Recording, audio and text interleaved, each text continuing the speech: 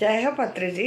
అలానే గురువులు కూడా మనం ఎంత పని చేస్తూ ఉంటే నన్ను మించిన శిష్యుడు కావాలి అనే ఒక ఆలోచనతో శిష్యుడు పని చేసినా సంతోషపడుతూ ఉంటారు. గురువు సంతోషపెడుతున్నాడమ్మా తన గురువు సదానంద యోగిని. ఉండాలమ్మా గురువులకు ఇలాంటి శిష్యులు. నెంబర్ 6, మురిసిపోతున్నాడమ్మా మన బ్రహ్మజ్ఞాని సదానంద యోగి ప్రియ శిష్యుడు పత్రిజీతో. చేస్తున్నారమ్మా ధ్యానం శ్వాస మీద ధ్యాసతో.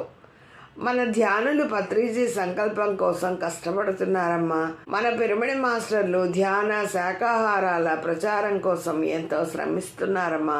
కట్టిస్తున్నారమ్మా పిరమిడ్స్ ప్రజల బాగు కోసం. వస్తుందమ్మా ఆనందం వీరందరినీ చూసి గురు దంపతులకు, ఇంకా బ్రహ్మజ్ఞాని సదానంద యోగికి. బ్రహ్మజ్ఞాని శ్రీ సదానంద యోగి వర్యులు అందించిన అరబిక్ సూక్తులు. నెంబర్ 1, మహానాత్యానే ఉపనా చల్లకి క్యాకు. అరబిక్ భాష. దాని అర్థం ఏంటంటే, శరీరం శిథిలమైనప్పటికీ ఆత్మ చెడిపోదు. రహనే మాకు క్యాకు ఉంది బి నావా. మనసు ఉన్నప్పటికీ ఆత్మతో చేయాలి ప్రయాణం. ఉహనా ప్యారి ఇంకో సాతకి అంటే రాత అంట. బుద్ధి ఉన్న చోట అన్నీ ఉన్నట్లే. మఖనా ఇంకో సాత్కే రఖి. నేను కాదు ఇక్కడ అంతా ఆత్మే. ఇవి అరబిక్ సూక్తులంట. రకనా ఇంకో ప్యార్కే సాత్ఫా. మన ధ్యానం మన కోసం చేసుకోవాలి. సాత్నే బన పత్రి సేఖ్యాకు.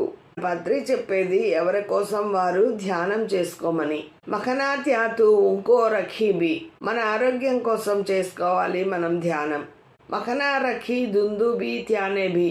కర్మలు తొలగించుకోవడానికి చేయాలి ధ్యానం. బ్రహ్మజ్ఞాని శ్రీ సదానంద యోగి సందేశం ఇది. ఓం అనే అక్షరం గంధంతో రాసి చరిత్రను రాయడం మొదలు పెట్టమన్నారు. గంధం అంటే వీరికి చాలా ఇష్టం.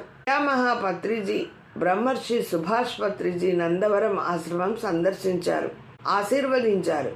ఈ దివ్య చరిత్రను రాయడానికి అనుమతించారు.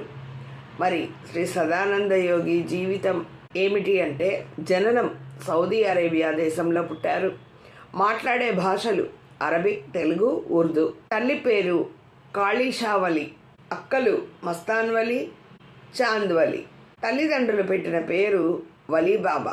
సదానంద యోగి గారికి తల్లిదండ్రులు పెట్టిన పేరు వలీబాబా.